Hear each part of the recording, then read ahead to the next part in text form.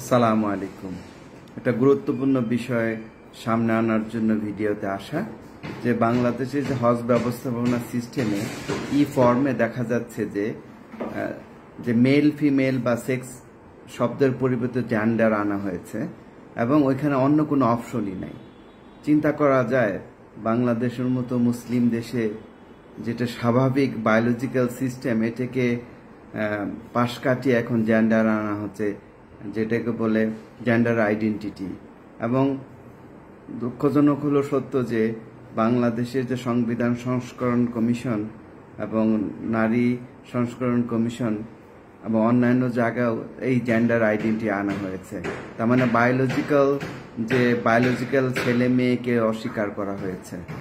তো এটা ইচ্ছাকৃত ভুল, এটা মানে অনিচ্ছাকৃত ভুল না। বাংলাদেশের বিভিন্ন ফর্মে যেখানে মেল ফিমেল ছেলে মেয়ে বা সেক্স ইস্যু ছিল, এখানে চেঞ্জ করে জেন্ডার আনা হয়েছে।